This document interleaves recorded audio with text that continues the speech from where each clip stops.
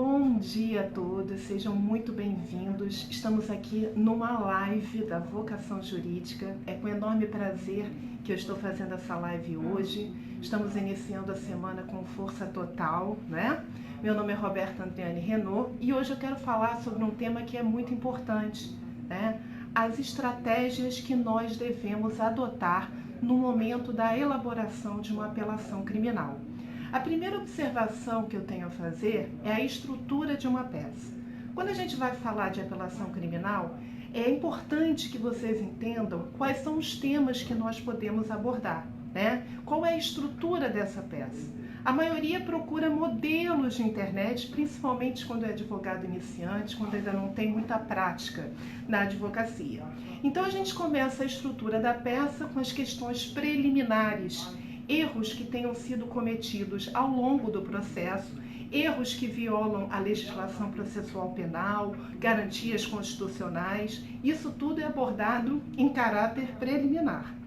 Depois, a gente examina a prova, e aí a gente parte do pressuposto que as preliminares foram negadas pelo juiz, então vocês vão examinar a questão probatória, o que foi produzido na audiência de instrução e julgamento. Então, como é que a gente vai falar? Sobre a absolvição, sobre as nossas teses, caso o juiz não acolha as preliminares abordadas no primeiro momento. E, posteriormente, bom dia, doutor Paulo, seja bem-vindo. Bom dia, doutora Marina, tudo bem com vocês? Excelente semana, viu? Bom, e no terceiro tópico da nossa apelação criminal, a gente aborda o quê? A dosimetria da pena.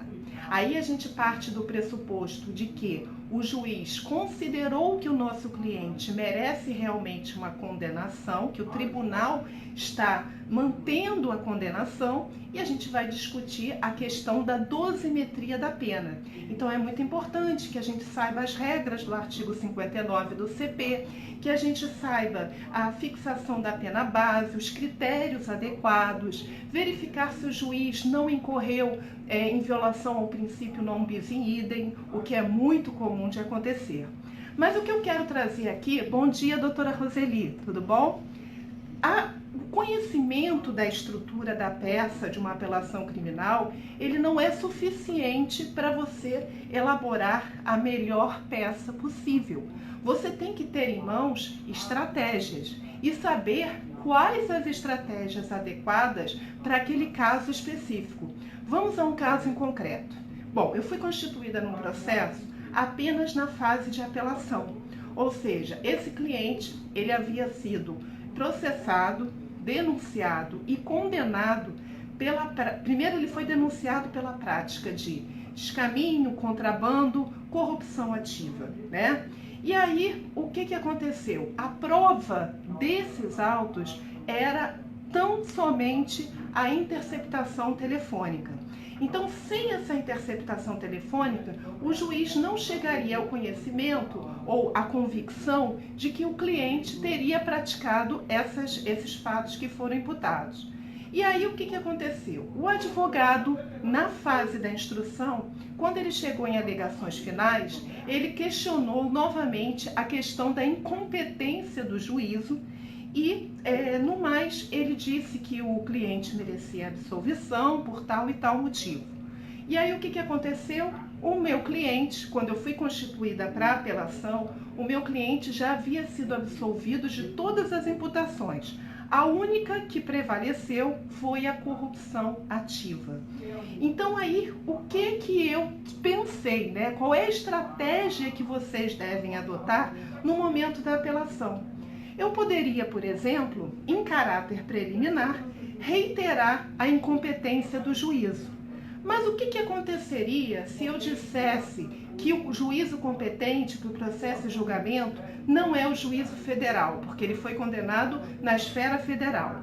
Se eu dissesse realmente que o advogado anterior tinha razão e a incompetência do juízo seria a esfera estadual. Quando eu arguo uma preliminar de incompetência de juízo, eu estou anulando todo o processo, né? Então ele vai ser submetido a um novo julgamento. Então, caso essa preliminar de incompetência fosse reconhecida pelo Tribunal Regional Federal, o que aconteceria? Aquele processo anularia, seria encaminhado para a Justiça Estadual e aí o meu cliente ia ser julgado e processado novamente. Ou seja, haveria um risco muito grande dele vir a ser condenado pelas outras imputações que ele já tinha sido absolvido. Então, será que essa preliminar de incompetência ela é interessante? Ao meu ver, não. Por outro lado, eu suscitei uma preliminar que o advogado não suscitou lá nas alegações finais e na resposta à acusação, que é a preliminar de ilegalidades cometidas durante a interceptação telefônica. Vocês sabem que essa é uma medida excepcionalíssima e ela só pode ser adotada em casos rigorosos e com os requisitos legais, né? Existe uma lei que trata da interceptação telefônica. Tá, Roberta, mas por que você não arguiu a incompetência de juízo e arguiu a interceptação? Não vai anular o processo? Vai. Nesse caso da interceptação, vai. Mas o que acontece com o que eu falei anteriormente para vocês?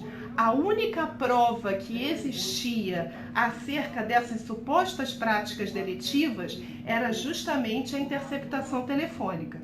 Então, se eu anulo a interceptação, se eu digo que essa interceptação ocorreu de forma ilegal e o Tribunal Regional Federal reconhece a minha tese, consequentemente não haverá prova mais nos autos a respeito de todas as imputações ministeriais. Então, por conseguinte, o meu cliente seria absolvido de todas as imputações. Então é aí que você deve observar com muita calma quais as preliminares mais adequadas para serem usadas, né? Porque essa do juiz incompetente, a interceptação continuaria. E uma vez incompetente, ele vai analisar todo, o novo juízo vai analisar toda a prova e poderia condenar o meu cliente além da corrupção ativa. Ele poderia condenar por outras práticas. Então eu optei por arguir a preliminar apenas de ilegalidade na interceptação telefônica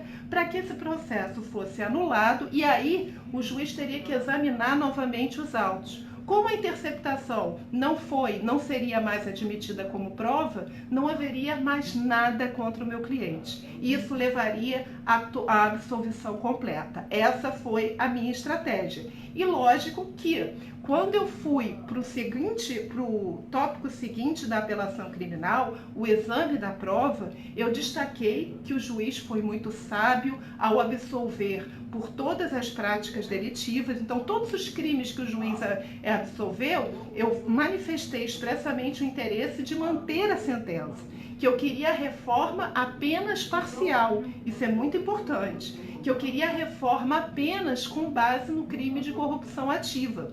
Então, se você está chegando agora na live, seja muito bem-vindo. Bom dia, doutora Andresa. Bom dia, doutor Cícero.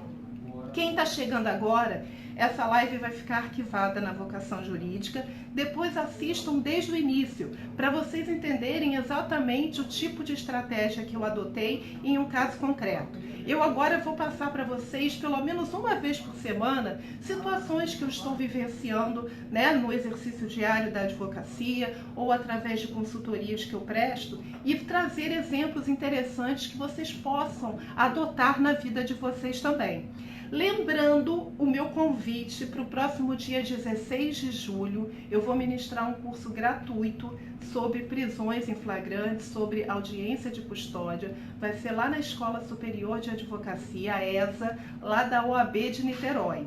Se você quiser se inscrever, coloca aqui o seu nome que deseja participar. Eu já divulguei, né, um link com um cartaz do curso e as vagas são limitadas, porque as pessoas estão fazendo essa inscrição online, tá bom?